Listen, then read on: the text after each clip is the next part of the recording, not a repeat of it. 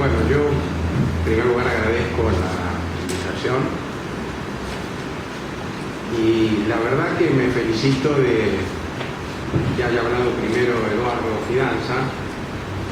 Eso me va a crear algunas complicaciones en la exposición, que aceleradamente he tenido que reorganizarla, pero me parece que ha planteado una agenda de debate interesantísima, con una serie de conclusiones o interrogantes o de planteos que en términos generales me parecen muy buenos para discutir. En cada uno de ellos yo seguramente tengo algún matiz, algunos más importantes que otros, pero me parece que además su exposición, como anunció al principio, ha sido tan amable que además hasta terminó con un pedido de rescate a River, que es decir, la derrota política más importante que yo he tenido en este último periodo ha sido esa, así que me parece valioso también el ejemplo. Bueno, ahora hablando más en serio, me parece que Eduardo dio varias explicaciones acerca de este resultado electoral, es decir, cómo explicar no solo un triunfo tan contundente, tan amplio de la actual presidenta, sino un proceso además de recuperación política tan notable, porque recordemos que hace poco más de 2 años el gran tema que estaba instalado en los medios y en la discusión política, y para ser sincero, hasta en algunos simpatizantes del kirchnerismo, era el de la posibilidad del fin del kirchnerismo. Es decir, esto, cuando uno mira para atrás, es curioso, porque en realidad el kirchnerismo había perdido la elección del 2009, pero la había perdido por una diferencia mínima. En realidad habían sido 2 puntos en la provincia de Buenos Aires, lo cual de ninguna manera permitía una mirada tan categórica, tan definitiva, pero fue tal la sorpresa por ese resultado que dentro del kirchnerismo también hubo en un primer momento un movimiento así de agrandar, digamos así, la magnitud de esa derrota y las consecuencias políticas que podía tener. Y me parece que ese proceso de recuperación, como en buena medida dijo Eduardo, tiene que ver en primer lugar con una serie de medidas que se han adoptado, que han tenido consecuencias muy profundas en la sociedad, y me parece que en ese sentido la asignación universal por hijo fue la más importante. Creo que es interesante hacer un poco la historia de la asignación universal por hijo, porque muchas veces se dice, bueno, eso era una medida que no era del kirchnerismo, el único mérito que tiene el kirchnerismo es haberla sancionado, pero en realidad ya la habían planteado en la CTA, hasta Lili Carrió en algún momento se había referido a ella. Bueno, a mí me parece que esto es interesante discutirlo porque en principio lo que importa no es tanto quién tuvo una idea brillante, sino quién políticamente fue capaz de ejecutarla, ¿no? Pero por otro lado, es cierto que esa no era una medida que en principio planteaba el gobierno de Kirchner, y me parece que haber podido sancionar la asignación universal demuestra una flexibilidad política notable y al mismo tiempo un enriquecimiento de su propuesta económica. Voy a tratar de explicar esto. En un primer momento se decía que este es un gobierno desarrollista y de alguna manera apuesta al crecimiento de la economía y lo demás viene por añadidura. Entonces, la asignación universal por hijo, es decir, el hecho de pagarle a gente que no trabajaba, o aunque trabajara, no se le pagaba como digamos, contraprestación del trabajo, era vista como una medida que podía desalentar las políticas de empleo, y por otro lado como una medida ajena a ese planteo central del kirchnerismo. Y ustedes recordarán que durante los primeros años del gobierno hubo discusiones, es decir, incluso sectores internos del kirchnerismo reclamaban esta medida, y el ministro de Economía, pero también la ministra de Desarrollo Social, a veces el mismo presidente, mostraban ostensiblemente, no que estaban en contra, porque eso no se podía decir, pero que era algo que no estaba en la prioridad de la agenda, que no era una medida que les entusiasmara demasiado. A mí me parece que haber aprobado la asignación universal en el 2009 fue no solo una respuesta de político audaz, que redobla su apuesta después de la elección, sino también un reconocimiento de que en ciertas zonas del conurbano bonaerense el candidato de Narváez no solo había ganado por una campaña multimillonaria y en algunos casos con ciertos toques que más allá de que a uno le puedan resultar cuestionables tuvieron algún efecto en la población, sino que como consecuencia precisamente de esa reducción del gasto que hay en el 2009 a raíz de la contracción de la economía internacional, había ciertos sectores de la población de menores recursos en el conurbano que no había sentido en la misma medida que, por ejemplo, los trabajadores formales, las políticas sociales del kirchnerismo. Y a partir de ese momento entonces se ve la necesidad de la asignación social y empieza este desarrollismo, suponiendo que así pudiera llamarse la propuesta original, empieza de alguna manera a enriquecerse con otras medidas que tampoco estaban en la agenda de ningún desarrollismo, como por ejemplo facilitar la jubilación de la gente que no había tenido aportes, ¿no? Pero la asignación universal no fue la única medida. Creo que hubo, bueno, ya he mencionado algunas recién, pero en términos generales digo, creo que los sectores de menores recursos, los sectores más desfavorecidos de la sociedad argentina, sintieron claramente el efecto de las políticas sociales del kirchnerismo. Pero uno de los datos más interesantes de esta última elección muestra que el kirchnerismo no solo ha conseguido el voto de los sectores más populares, por así llamarle, sino que ha recuperado cierta adhesión de los sectores medios. Y esto me parece que es interesante explicarlo, porque me parece que, por supuesto que algo tiene que ver con la cuestión económica. Siempre en todas las elecciones, de alguna manera, los efectos de la política económica, de la situación económica, tienen algún reflejo. Pero recordemos que los sectores medios, cuando en el 2009 estuvieron masivamente en contra del gobierno de Cristina Kirchner, o mucho más todavía en el 2007, cuando, a pesar del triunfo holgado de Cristina, los sectores, en las grandes ciudades donde predominan los sectores medios, se impuso la oposición. Ese era un momento de crecimiento en 2007, por ejemplo, crecimiento notable de la economía, donde no había motivos, digamos, para que los sectores medios urbanos tuvieran una actitud de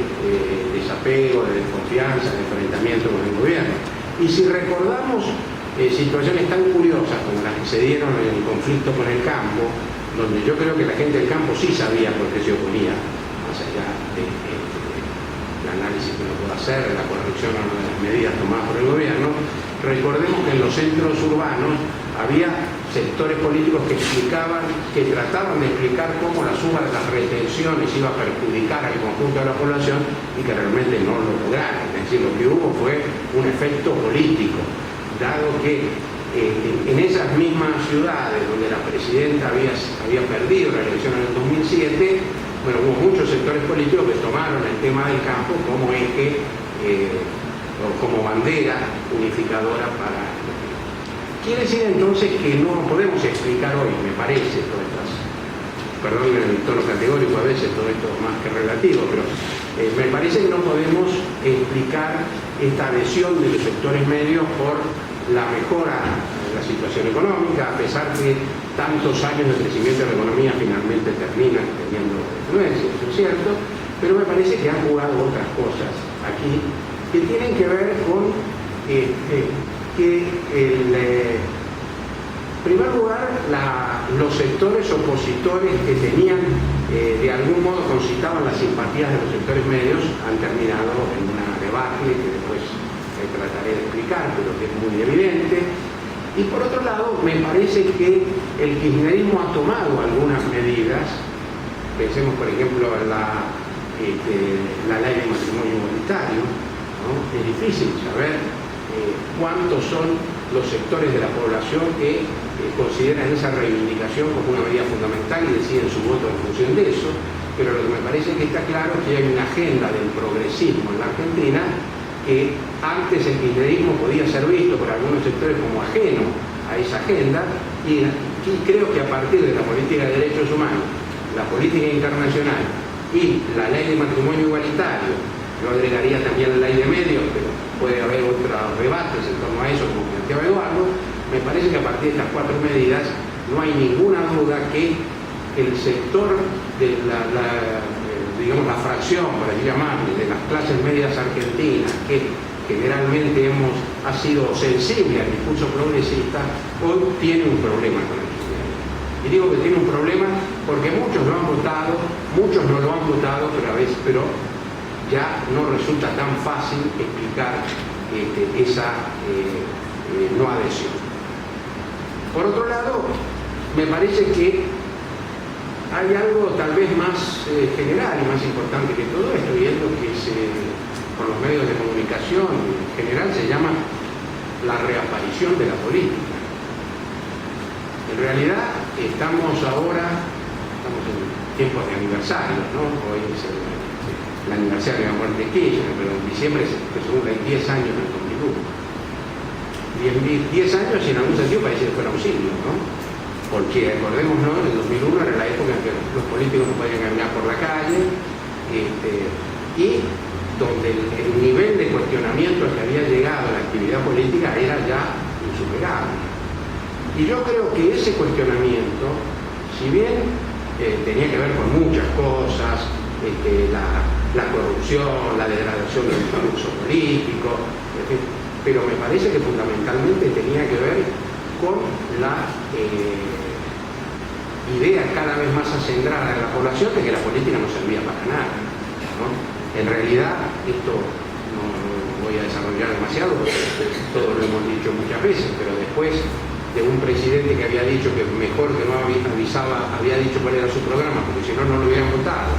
y de otro presidente que fue electo para cambiarlo de Menem y terminó haciendo mejor, lo hizo peor, pero intentando hacer mejor lo mismo de Menem, era la persona que en la Argentina del 2001, 2002, decía que no tenía sentido votar, por ejemplo. Me parece que difícilmente podía ser calificado eso como un pensamiento irracional. En última instancia era una lectura de la realidad argentina de los últimos años bastante adecuada. Entonces creo que lo que este gobierno vuelve a instalar es esta posibilidad de que la política sirva para transformar, ¿no? Y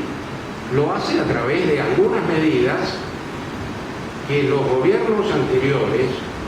que participaban de esa comunidad de pensamiento nacional, popular, progresista, que tiene razón, ella misma, que hace bien señalar Eduardo que existe esa cultura política diseminada transversalmente en muchas fuerzas políticas en la Argentina. Bueno, esos mismos gobiernos habían planteado la imposibilidad de llevar adelante esas medidas. Recordemos, por ejemplo, que la Alianza no pensó en la posibilidad de cambiar la Corte Suprema, cosa que difícilmente pueda explicarse en función de las coordenadas económicas internacionales. Simplemente era la asunción ya definitiva de un discurso posibilista que creía que la política consistía en seguir gestionando sin cambiar nada. Entonces, yo creo que este efecto de recuperación de sentido de la política tiene una importancia muy grande y explica, por ejemplo, otra vez la presencia juvenil en la política. Y una presencia juvenil en la política que tiene un signo curioso, ¿no? Los jóvenes más dinámicos hoy son los oficialistas. En general uno está acostumbrado a pensar que son los opositores, los que más militan, los que más se mueven, pero hoy la fuerza más dinámica en la juventud argentina es la oficialista. Y el oficialismo es el único que tiene, uso a propósito una palabra muy cuestionada, es el único que tiene hoy un relato político para ofrecer. A mí me parece que ha quedado claro en estas elecciones que, por ejemplo, un votante del radicalismo difícilmente se puede explicar por qué es radical, obviamente. Primero, que esas cosas no tienen por qué ser explicadas, y segundo, que hay toda una historia muy importante para explicarlo, pero difícilmente pueda explicar qué significa ser radical hoy. Del mismo modo que para quienes éramos peronistas disidentes, como recordaba Fidanza, era muy difícil después del gobierno de Menem explicar qué era el peronismo. porque uno podía hacer una lectura, la que quisiera, de algún modo alguna expresión de deseos, pero parecía que el peronismo daba lo mismo para un barrido que para un fregado, y entonces eso no. Entonces, yo creo que este desinfle de la oposición, vamos a dejar para después el caso de Wiener, me parece que tiene que ver con que el kirchnerismo ha llevado adelante una agenda que muchas fuerzas políticas tendrían que compartir, y que de ese modo se han quedado sin discurso político coherente. Para que esto se entienda un poco más, uno dice, bueno, es inexplicable lo de Ricardo Alfonsín. Sí, en principio parece inexplicable, porque recordemos lo que ocurrió. Él trató, desde el momento de la muerte de Raúl Alfonsín, de ser asociado con la figura de Alfonsín. Eso quería decir ser asociado con ese perfil socialdemócrata que cultivaba Alfonsín, que sospecho que íntimamente era el que más le gustaba, y de alguna manera durante un tiempo lo consiguió, y después terminó sorpresivamente haciendo una alianza con una figura emblemática de la derecha argentina. Ahora, ¿por qué lo hizo? Bueno, no sé por qué lo hizo. Es inevitable pensar que algo de oportunismo político existió, pero de algún modo uno también tiene que pensar que el kirchnerismo había, de tal modo se había adueñado, digamos así, de la agenda progresista,